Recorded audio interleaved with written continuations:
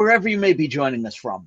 Welcome to another edition of The Digital Download, the longest running business talk show on LinkedIn Live, now globally syndicated on TuneIn Radio through IBGR, the world's #1 business talk, news, and strategy radio network.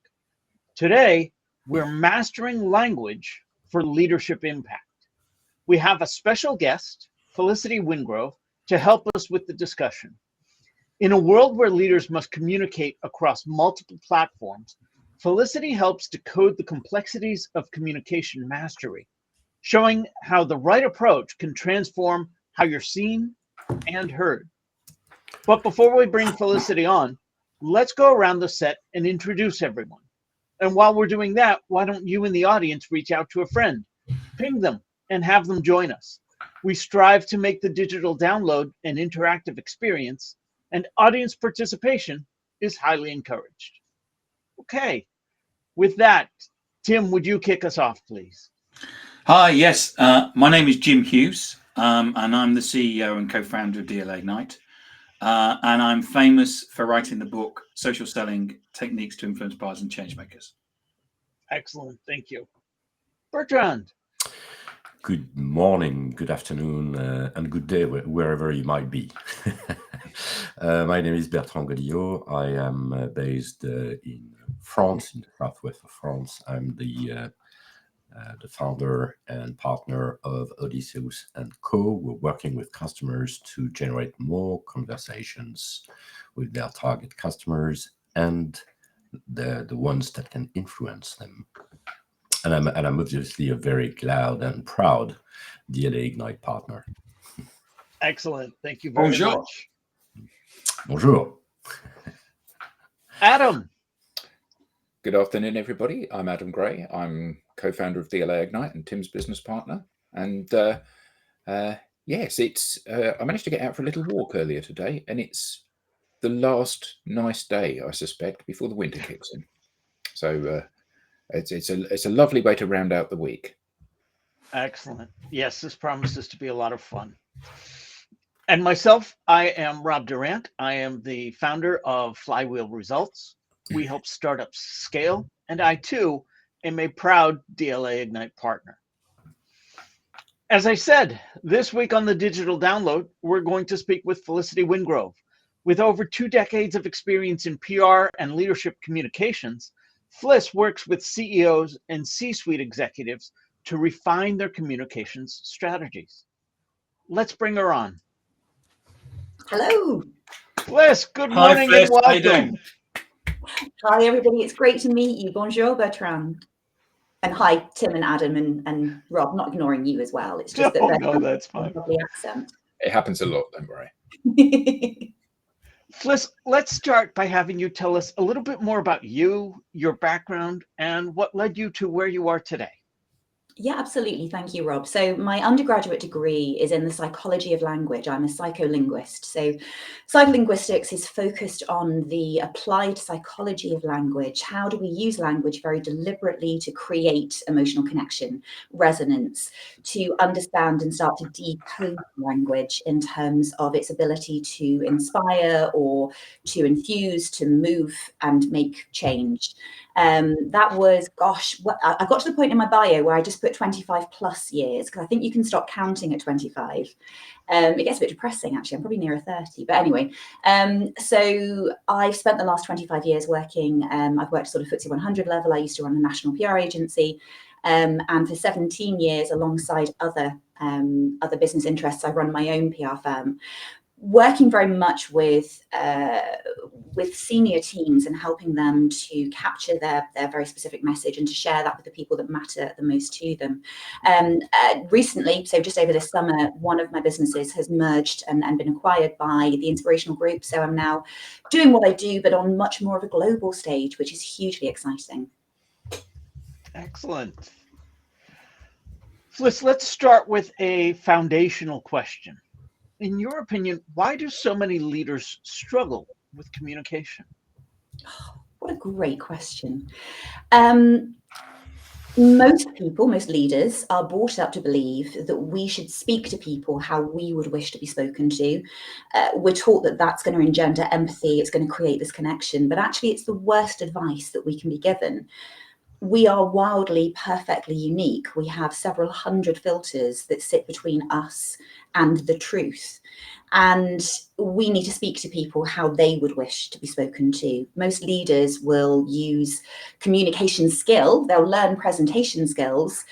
All that actually does, if they don't have the ability to nuance or pivot or face their message to meet the needs of the people or person they're communicating with, all those presentation skills do is amplify the disconnect in terms of the miscommunication opportunity, the misunderstanding, or actually sometimes just the sheer check and challenge in terms of rapport. So let's pick up on that. How can leaders ensure their communication is effective? I think it starts with real self-awareness, Rob. So from a leadership perspective, we need to start to recognize our preferences, our filters, and our biases without shame, just with curiosity. And there will be very many. They will be based on the cultural paradigm, our education, where we were educated, in what, how long, with whom, our family structure, so many different factors from the external, but also lots of other factors internally that make up our personal communications DNA. When we start to recognize where we are able to achieve the state of language hygiene. It doesn't sound particularly sexy, but language hygiene is just really, I'm going to clean up the window on my window on the world so that what I see is actually much more authentic. I'm not the Dalai Lama or Mother Teresa communications wise. I am not yet perfectly clear. But what I am able to do is to make allowance and to recognize some of the filters. So I talk about your truth not being the truth. It's ostensibly absolutely your truth. I'm not minimizing that in any way, but there's so much more to it. You're looking at a two-dimensional facet of a three-dimensional communication or message. So when a leader says, well, that's not what I said, and they're implying that the listener was at fault, Yeah. what can we do to avoid that situation or handle that type of situation better? It happens all the time, doesn't it? And it's not just in leadership. How many times have you been walking through the supermarket and you get one person bringing the wrong pasta sauce back and the partner saying, you never listened to me? Actually, I would always say that it's on you, 100% on you to make your message land. If somebody misunderstands you, that's your fault. That's on you. It's a learning stretch opportunity. Next time, position that message slightly differently. It's such a tricky one, isn't it? We assume naturally that if somebody isn't understanding us, one of two things is happening. Either they're doing that deliberately, and that's certainly not going to build rapport, or actually perhaps they're not bright enough to understand the message. And that also does not make for a good working relationship. If we start to bring awareness to the fact that they are not hearing or seeing or feeling our message because we are doing the equivalent of speaking a different language. I mean, Bertrand, it's like me coming over to see you and speaking to you very loudly and you know, in a really frustrated way in English, and then assuming it's your fault that you're not understanding every facet and nuance. Now, I know that you're wonderfully fluent, but there's an arrogance to that, which I find really uncomfortable. And actually, when you start to introduce senior leadership teams to it, they take to it beautifully. There's a recognition that actually, yeah, this is on me, but that's a positive thing. I can control how my message lands. Okay. One of the things that we learned very early on when we were training groups of people is that the choice of words is really important. And often the use of simple language minimizes the amount of ambiguity in what it is that you're saying. And we learned that we would position a concept in front of the people that we were training, and they would completely fail to understand anything that was said because we'd been very elegant in the words that we'd used, and we positioned it from our perspective, that perspective of being an expert in the chosen subject. And the reason that we're going to do business together is absolutely because you're not an expert. So therefore, there's that disconnect.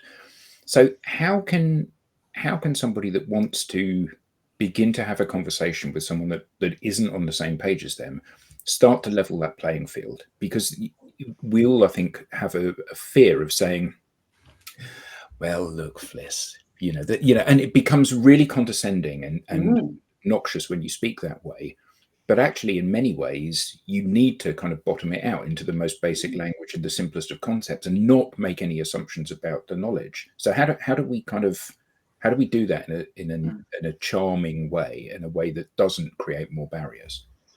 Which a couple of things to pick up there, Adam, if I may. So in terms of words, absolutely. We have the dictionary definition, the denotation. We have the connotation of a word, which we as a society or a group will collectively agree that's an expanded form and understanding.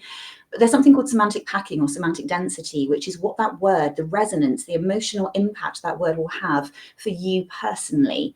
And communicating can be a minefield. So when you're giving a presentation to a client, yes, have the confidence to refine your message, avoid jargon and avoid hyperbole, make it more grounded. Be very mindful of the language that you're using, but also look for signs that that message is landing, and cycle through preferences. One of the most divisive preferences that I've come across in business terms when it comes to presenting or training or even briefing is around the amount of information that you or the other person needs to feel perfectly resourced to perform a task.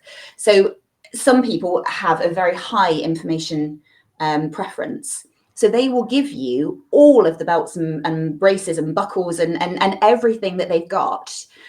Actually, if that preference doesn't meet yours, you're getting this tsunami of information, which causes psychological distress. Ditto, I've seen trainers from the front just litter one-liners with an assumption that that's sufficient and it will land. And actually, it's not the words per se, it's the depth of information. If there is someone who's hungry for more, you're going to come across as quite that they'll think you're slapdash, haphazard, perhaps that you don't have the sheer volume of knowledge that you should have, that you aren't the expert that you purport to be. So I think really, yes, words absolutely, and briefing and trainings, but also I think there's just this need to recognize that we are all wildly different, and that there are times that we need to cycle through certain preferences so that everybody can feel that they have been touched in the nicest possible way. So, Fliss, would techniques like storytelling actually help overcome the language barrier, so that we, telling the story is actually maybe a way to avoid the traps, or is it just yet another trap?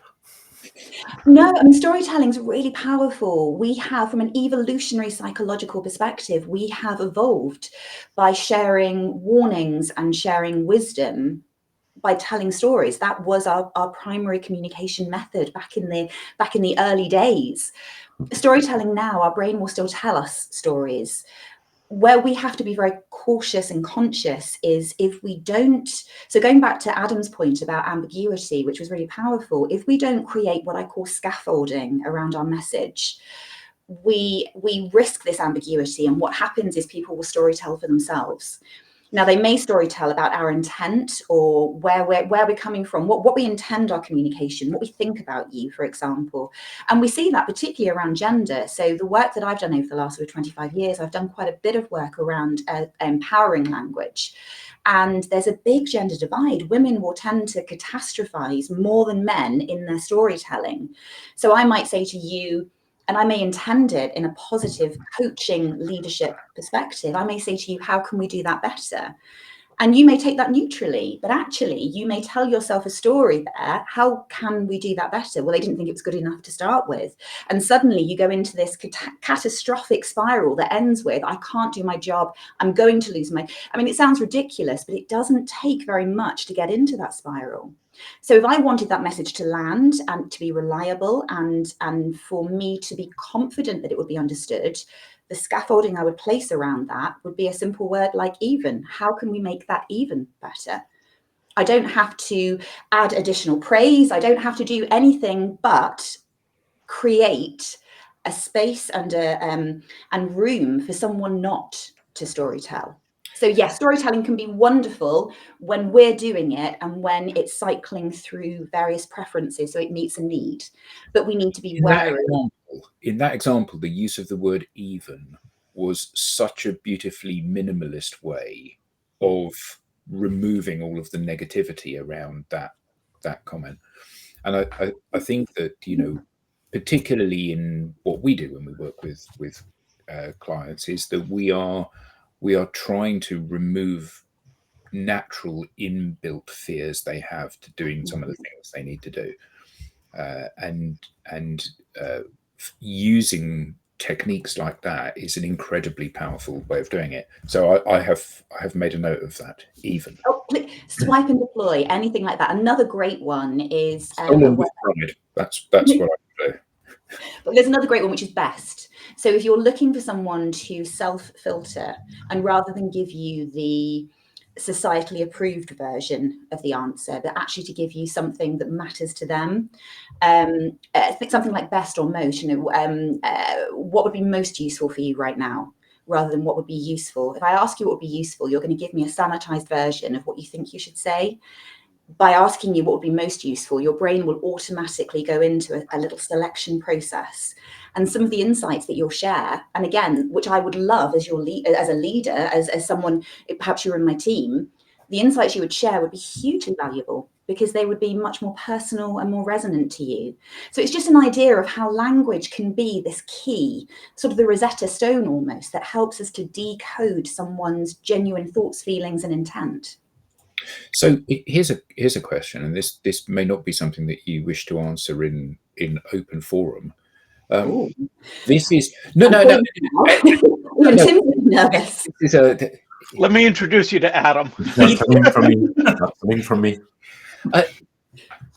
What I see when I look at organizations, and I particularly look at not at leadership within the organization, but team leaders within an organization, is that they have been promoted into that position, often in spite of the fact they have no natural ability at doing this stuff. And I've been really lucky in that sometimes I have worked with and for people that have been brilliant at this and have done exactly the sensitive use of language that you have explained, and sometimes they are literally like a bull in a china shop. So why in 2024 is your way of doing this not the norm in organizations? Because clearly one of them is terrifying for employees, and the other one of which is empowering for employees. And you can see your way getting the best from people and my way getting the worst from people. So why isn't this universally adopted and believed in? And I don't know the answer to that, and I wish that I did. What I would say is that I used to say to people that I was a PR person. I didn't used to say to them that I was a behavioral psychologist, because if you said behavioral psychologist, everyone closed up, walked away, and you were kind of, there was a bit of a zone around you at parties. And PR people, that was fine.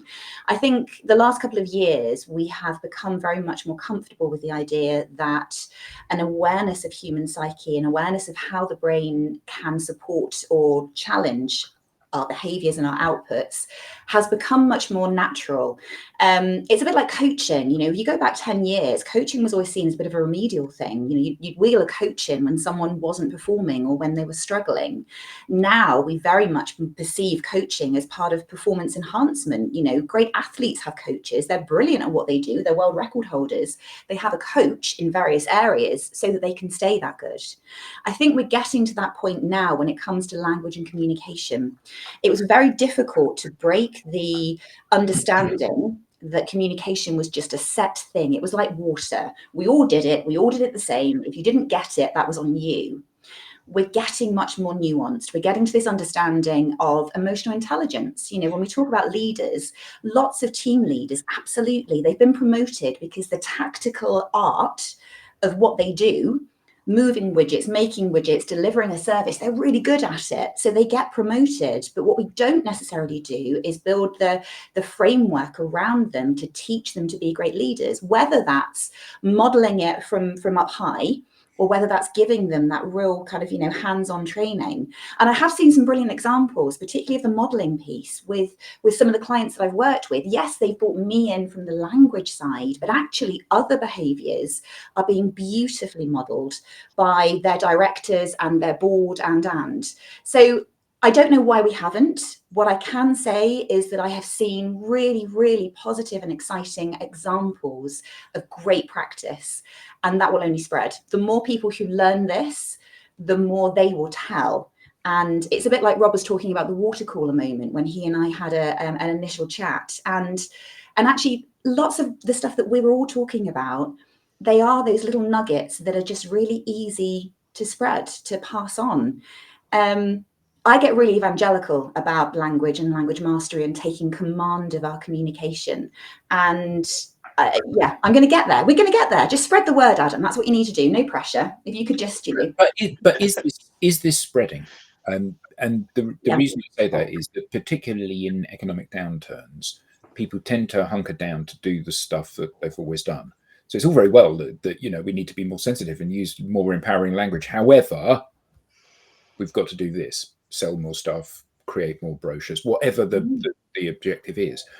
And I can't help thinking that often these skills that are absolutely crucial to driving high performance are swept aside in terms of, as you said, those tactical things. So is there more acceptance that putting the right infrastructure and scaffolding in place is the first step to being good at something? Yeah, absolutely. What I'm seeing is, rather than this sort of, I call it language mastery, and that's very deliberate, because again, when you're dealing with CEOs, they don't want to feel that you're being bought in because they're not doing something well. I make it abundantly clear that what I talk about is that top 5 to 10%. They're already great. This is about them taking and becoming a master at what they're going to be doing. What I see now is that rather than this language and communications coaching being a soft skill, how to be a better manager, actually what I do, I'll go and talk to a CEO about how he or she can deliver a really tricky message. So if you're going to be standing on stage and telling 2,000 of your employees that you're going to be making 10% of them redundant, unless you frame that message and deliver it with the kind of authenticity and empowerment that the team need, it will be your top 10% who will go, because they can phone the competitor tomorrow and get a job. And your business that's already presumably shaky, that needs to make that kind of sweeping cut, is going to be impacted even more. So when you're talking to a CEO and positioning it in those terms, it becomes a complete commercial no-brainer. How does he or she stand in their power and really hold the space for that workforce to give them 6 months? I mean, ultimately, it's not going to be a forever, but I've been in those rooms when those conversations have been had, and when it's been done really well, you think, you know what, I understand why they're doing it. I'll give it 6 months. Let's see how it goes, rather than I'm going to phone the recruiter on my way home. So you've got that kind of commercial advantage there. But I think also it's the idea of being very deliberate in your communication. That's when, if we're talking about influence and persuasion ethically, actually that's when you're your most empowered self. That's a really compelling proposition for leaders. We have a question from the audience. Andrew Slesser asks, would that be down to a generational and cultural gap between senior management, which may have been with an organization for 20 years, and someone who has rightly earned their promotion in the last 5 years? I think sometimes we fall into very structured patterns of behavior, and it can be more difficult to evolve those when you're doing what you've done and have done that for some time. You can find people become a little institutionalized. That's just how we do things around here. That isn't always the case. One of my clients is long standing in the organization, and he is one of the more dynamic and innovative directors in that business, looking for new, fresh ways of doing things. But then he has a commitment to learning and development. I think we do need to be aware of the fact that if you have worked in various places, you will bring different awareness and different energetic intent to things like learning and development. I don't know if that answers your question, Andrew. We shall see when he comes back. Andrew, let us know. Let us know. Fliss, you made reference to emotional intelligence, and sometimes that's referred to as EQ. Many people believe EQ, like IQ, are fixed. Is emotional intelligence something that I can work on and further develop? Absolutely. I mean, if you go to the gym, what can you bench press today? And if you go and you follow a regimen and you eat well and you train smart and you get perhaps a coach to support you, is it fair to assume that in a reasonably short period of time, you will significantly increase the weight that you can lift? I started running again. I used to be super fit, had a couple of kids, discovered Prosecco and long hours, and I've started running again. Now, am I running at the pace I did? I did 10 miles every day before breakfast. No, I'm still on the kind of couch to 5K, but will I get back there? Absolutely. And probably not in a year's time, maybe in a month's time, maybe in a couple of months' time. I think anything that we focus our attention on, we have the ability to improve. And emotional intelligence actually starts, in my mind, with, oh, thank you, Angie, that's good to know. Emotional intelligence actually starts, to my mind, with curiosity. If we're able to be curious and we're able to approach an awareness of ourselves and our impact without diving into shame and defensiveness, that is that first step in really becoming much more enhanced in terms of your EQ. Curiosity can be hard, though. If I ask a question, it might look like I don't know the answer, and I don't want to look ignorant. How do you, as a leader, foster that in first yourself and then among those who report to you? I think firstly by modeling. It's so powerful to show, to do.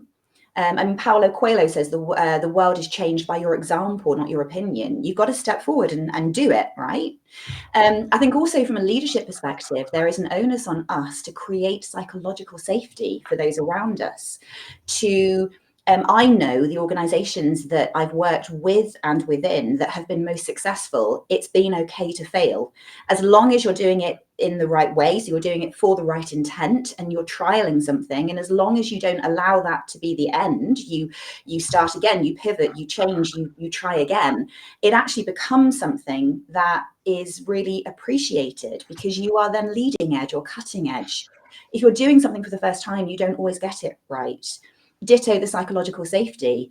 I have recently joined, as you know, the Inspirational group. So my business, The Ultimate Advantage, has gone in so that we can have this kind of global platform. I've joined this big organization and all I'm doing is asking questions. They could easily be very silly questions. They can be about structure and intent and purpose. But I'm asking them all, partly because I'm given the forum to do that, and partly also because I recognize in myself that it's fine to ask those questions. Somebody could say to me, God, do you not even know? I don't have that inner critic that allows me to go into, well, I really should know. My answer to them would be no, because I'm quite new. And I really, I want to learn to do it the right way. I think it's our mindset. I think it's the container that is presented to us or is held by our senior team. And I think it's the modeling as well. A lot of what we do these days. Oh, go ahead, Bertrand. Oh, sorry. Interestingly enough, Felicity, if I follow you, it's actually the best way to find the right language is to actively listen. Absolutely. To yourself first and to the people in front of you, right? Yeah, completely. People give us the sign when they've had sufficient. If I'm briefing you and I've given you sufficient detail, as an example, you will tell me. As I go on, you will start to withdraw. You'll blink more rapidly. You might turn your head away. Some physiological changes. You might cross your arms a little bit more defensively. Yeah, right up until, have you ever been in a situation, chaps, when someone's just talking at you and you've had all the brief, you know what to do, you just want to get on with it, but they're still telling you detail, and you end up feeling like it's this tsunami, it's hitting you, and it's just, you want to, I don't know about you, but I kind of want to hold my head in my hands, and you find yourself, you're almost shielding yourself from their words. And if someone has the emotional intelligence to be able to pick up on that, the recognition is stop and stop now.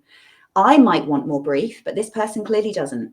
So what you might do is you might have some check-in points as you're briefing someone. Have you had sufficient? Have I given you enough that you feel resourced to do this task? Do you need anything more from me right now? How can I best support you? You know, it's these questions that allow someone to check in or out and let you know whether you as a leader have provided them with what they need. So how about approaching that from the other direction? So we've all been in that situation that you described there. So you've given me the brief, and still you're talking, still you're giving me more stuff. And I've gone from the position of understanding what I think you want to now not being so sure and being overwhelmed by all of this stuff. And let's assume that, well, I think it's reasonable to assume that if you as the leader cannot see that you're doing that to me, and I'm starting to recoil and be overwhelmed by this stuff, you know, rather like I've been doing presentations for 20 years. I don't need presentation skills training, which clearly I do because I've been doing it for 20 years. How can you stop the leader? How can you take control of the situation? Because you continuing to talk to me and load me up with yet more facts, it's actually impacting my ability to do what I think you need me to do. So how can I sensitively say, stop talking? Have I understood you correctly? Because clearly that's not the way to do it. It's a really difficult one. It depends very much on the kind of relationship that you have with that leader and that leader's particular style. There are times that you may need to find a coping strategy and just let them finish. You know, if you're not able to have a boundaries conversation, and not everybody is, either the person doesn't feel resourced, or the situation doesn't allow, or there's a really bombastic leader who will take it, you know, very personally if you tell them that their brief is anything other than perfect. In an ideal world, you're going to have an open door that you're pushing against. You're going to have a leader who is receptive, at which point, probably not while you're being briefed, but at another point, so it becomes less personal and confrontational, you can have a conversation that says, I really appreciate the depth and the density of the briefs that you give me. It helps me feel really resourced. However, I can only hold so much information. Sometimes when you share all the nuance, I can just feel a little bit overwhelmed. Would it be okay if you give me the first half of the brief and allow me to go away and put that into practice? And then if I need more, I can come to you. That's a grown-up conversation to have. And that's a respectful conversation that says, not necessarily what you're doing is wrong, but it says, this is what I need. And I have the awareness of that. Now, that's a conversation that in an ideal world would be received warmly by a leader, and they would change their behavior and everybody would hold hands and they'd go skipping off at the end of the day together, you know, really content. It doesn't always work like that. You know, we've all worked in the real world, sadly. There are the worst case scenario, again, if you have this really bombastic leader and there's no opportunity for you to really impact, or it is just about having some measures in place yourself where you can almost go into your head and do a little bit of a daydream. Yeah, it's the kind of la la la, not listening. I've got a 6-year-old and she'll do that sometimes. But you need to kind of do it in your head because it tends to trigger otherwise, funnily enough. We have a friend checking in. William Shorten says, if you look at the base for most EQ, EI models, they generally focus on 4 foundations: regard for self and others, awareness of self and others. Absolutely. Thank you for that, Will. Thank you. Fliss, I wanted to say, these days, a lot of what we do involves virtual communication, or especially with social media, asynchronous communication.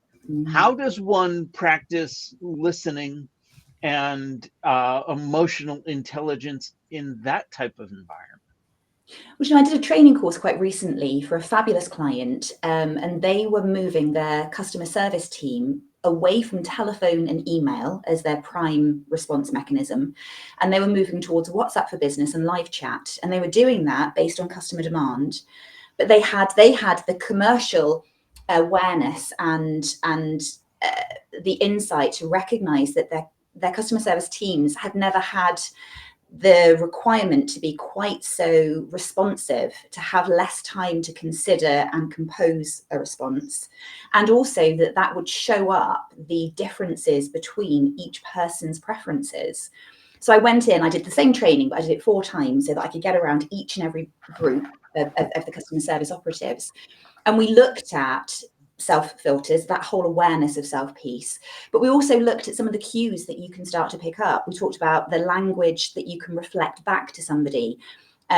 It's much the same as if you got an email now. My husband is ex-military, so I'm the equivalent of a children's TV presenter, an 8 out of 10 enthusiasm. I wake up in the mornings assuming it's going to be the best day ever.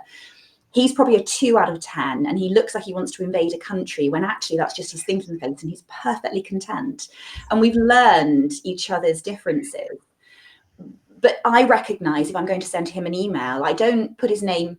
It sounds really romantic, doesn't it, sending him an email? But it's what happens when we're running businesses and kids and all the rest of it. It's really romantic. I don't bother putting his name or any niceties. I hope you're having a great day.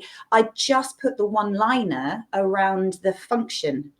Can you pick up at such and such a time?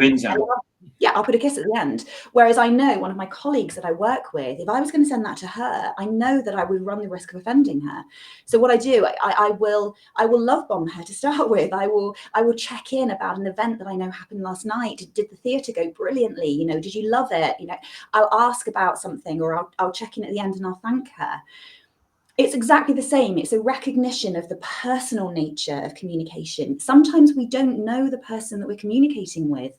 So what we need to do is what we as marketeers have done for years. We need to cycle through different preferences. If you think about a web page, you have a compelling headline, you have a chunky paragraph of copy, you have 4 or 5 bullet points of detail, and then you have a click here for more information. We should use that as a guide when we brief, and we should be looking very attentively for someone to tell us they've had sufficient. I'm very big picture. So you would give me the headline and I'm done. I'm ready. I want to move. I want to get on and do. Whereas I've got colleagues and friends who would want the click-through link, the coloured Gantt chart, the 20-page risk assessment, and they'd still have questions. I guess what I'm trying to show and demonstrate today is that that's okay. We are all perfectly unique, and there is no ideal or optimum communication style. There is only an awareness that my truth is not the same as your truth, and that's great. Let's talk about high pressure situations. Leaders communicating in a high pressure situation. What are the key elements of persuasive and effective communication when everybody's watching because something has gone wrong? Yeah, absolutely. So, I mean, it comes down to integrity and authenticity above and beyond anything else.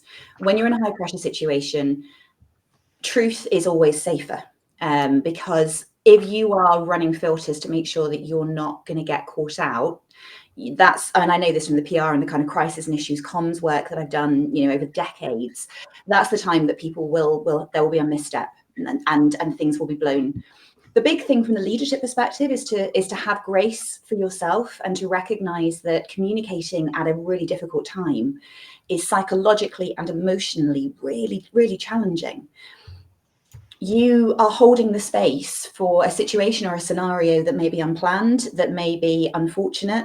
You know, I've trained executives on how do you stand up on a national stage, an international stage, and talk about a wrongdoing that has catastrophic reputational harm, or where someone has been hurt or even died. How do you share that news when every word matters? And the only template that you can really give is to be completely candid. You don't give more information than you need, but you speak the truth, and you speak the truth with a really authentic voice, and you talk about what you're going to do about it or what next. You know, it just has to have some humanity to it. When you see people come up and read statements under pressure and they're really trying to distance and they're talking about the sort of in third person, it feels really distasteful, particularly when the impact of whatever may be happening has a real human face. Is there, you've talked about coaching and you coach leaders.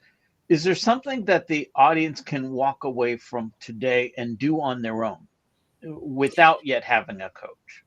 Oh gosh, absolutely. And it's about bringing curiosity. Bring curiosity as you're speaking to colleagues, to loved ones. Look for a sign that they are not at ease with your message. It's a lot easier to find when rapport is being broken in a communication sense than when it's there. as someone with a background in behavioral psychology, my sort of secret little passion, if I ever have any spare time, is to disappear off to my local supermarket at lunchtime during the week. And if you, it sounds very odd, but if you loiter by the cheese aisle or the red wine aisle, security don't move you on. They just think you're being really considered. But you can go into peripheral vision, and there are couples of a certain age. I go to Sainsbury's, other supermarkets are available, but I guarantee the conversations are not as compelling. You get married couples who shop together during the day. They're in their 60s and their 70s. They've been married for a really long time, and communications-wise, the gloves are off. There's no need for them, on the whole, to maintain that air of kind of politeness. And I've heard some of the most incredible conversations. I speak on stage about some of this, and I share some of the examples, and they're such powerful reminders of what we all do. And I talk about this one couple that I saw. It was just after COVID, and we were finally allowed to go shopping together. So everybody did. We were really excited. Why we did that, I've got no idea, because it's never really a particularly joyful thing. But there was a woman who was briefing her husband on the pasta sauce that she wanted him to get. And she was talking about this for more than 2 minutes. The detail, don't go for this one. The tomato's too juicy. I want there to be some more substance. Don't go for that one. It's got too much oregano, this color, that size. It's here on the shelf. And I could see he was holding onto the trolley, and his fingers, whether he realized or not, were gripping so tightly that his knuckles had turned white. And you could see that he'd gone into himself, which is a response to psychological stress, to overwhelm. And I felt awful, but I chuckled to myself, because he came back into the room when she said to him, "Go on then." And he careered down the center aisle, and she shouted after him, "Aisle 4," and off he went. And you know that he will have gotten all of the wrong sauces, all of the wrong details. He'll have gotten the one with the wrong size tomatoes and the wrong color and the wrong herbs. And she will have said to him, "You never listened to me." So if you are she, start to bring awareness to how you are communicating with the people around you. Take 100% responsibility for your message landing, and get really curious about whether it did land. And if it didn't, why do you think it didn't? If you can have conversations with people around you that are quite candid, absolutely do that. And that takes some real vulnerability to be able to sit with a colleague or with someone that you're managing and say, "It really matters to me that I'm communicating and supporting you in the best way possible. What more can I do?" It feels like a really vulnerable thing to do, but actually the insights that you will gain, it's a bit like going to the gym, the analogy earlier. What you're doing is you're bench pressing a bigger weight. You're getting more heavy weight in your communications acumen and skill and your agility to be able to deploy that at will. And it is something that we want to master, because I've had the blessing of being led by 2 or 3 utterly exceptional leaders, the kind of people that you would walk over hot coals and broken glass repeatedly just to follow them, because you believe what they believe and they're just blooming brilliant. And in each case, they are masterful communicators. They made sure that their message landed exactly as they wanted it to, and that we got what we needed from it. And I know how that felt. That was an amazing place to be. And I skyrocketed in my career under those kind of leaders. I mean, part of my undergraduate degree, I studied the writings and the speeches of Winston Churchill and the Martin Luther King Jr.'s of the world, but also, sadly, of Hitler and you know, the Nazi. How did they subjugate an entire people? They did that through words. They did that through words over the course of a period of time, just gentle subjugations, gentle dehumanization. So yeah, I'm evangelical about this, aren't I? It's almost like I think that language could solve the world's ills in a single swoop. No pressure claps if you can help make that happen.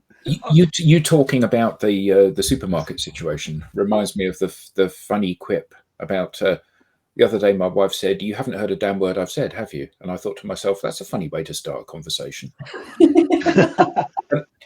But absolutely, you know, I haven't heard that one. I'm gonna borrow that if I may. I'll credit you. It's not mine. But it's a bit like the Peanuts, isn't it? The Charlie Brown cartoon, when whoever it is that's on the phone to Linus and he's holding the phone out and, wah, wah, wah, wah, wah, and you can't actually understand a word that's being said. And I think all of us go into that glazed situation, don't we, sometimes, when we're hearing, well, we're listening, but we're not actually hearing anything that's being said. Yeah, completely. Listening is a real skill, and it's something that is taught. I am amazed by how many people go into leadership roles assuming that they're already good at this stuff, and yet they have never learned. They've never been taught. I think that our job as leaders is to check and to challenge those around us in a really kind, loving way. We need to ask people to communicate with us in the way that we wish. We need to hold the space for that. We need to encourage those around us to continue to learn and develop. And actually, we need to have some really honest conversations about what it is that we need, and how they can best serve us or meet those needs, because otherwise rapport is always going to be a challenge.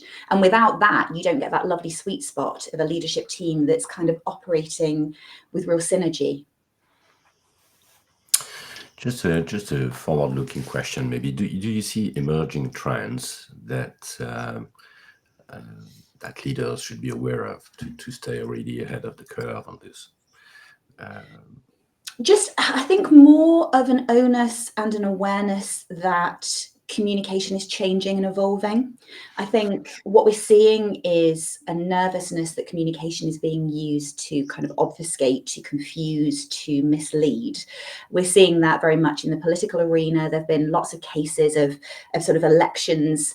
I think PR teams and PR people have had, in that side of the world, have had a bit of a bad rap because they're seen to be, again, using language to confuse, using PR to position and spin. It goes back to the Alistair Campbell days and, the Tony Blair after 1997, when it was spin doctors and all of this kind of phraseology. I think we're seeing very much more with this advent of citizen journalism, if I can speak. We're seeing very much more this rise of a desire for authenticity. So when we see, I'm seeing far fewer stories appearing on mainstream media, so the BBC, and far more breaking stories breaking on TikTok or on Substack, where people are actually paying for subscriptions. So the trends really are a reduction in the number and the vehicles of forms of communication, but actually almost the democratization of that. And that's something to watch out for, because, again, whether we're going to have some kind of bounce back, I think it's the beginning of the death of mass media, because people have limited trust. Trust is the absolute core now, which is why we talk about authenticity again and again and again. Lose trust and you've lost your ability to communicate, let alone have any resonance. What role does body language play in communication, especially leadership communication? And how do we optimize for it? Huge. And partly it's that authenticity piece again. So if I'm delivering a message vocally that is incongruent with my physiology, whether that's my face, my animation, my actual physical stance and position, but also the way in which I'm holding myself kind of energetically, that disconnect is going to cause dis-ease and a lack of trust, and you're not going to build rapport. I would suggest, when you're communicating, actually what you're looking at doing is taking command of your body language so it doesn't distract from your message. It should reinforce it gently, but it shouldn't be the center of attention. It should just feel very natural. That's when you know that you are in a real state of ease, and what I would call in your personal power is when everything feels congruent. People feel that they are getting the real you. I remember being in a meeting with Adam very early days.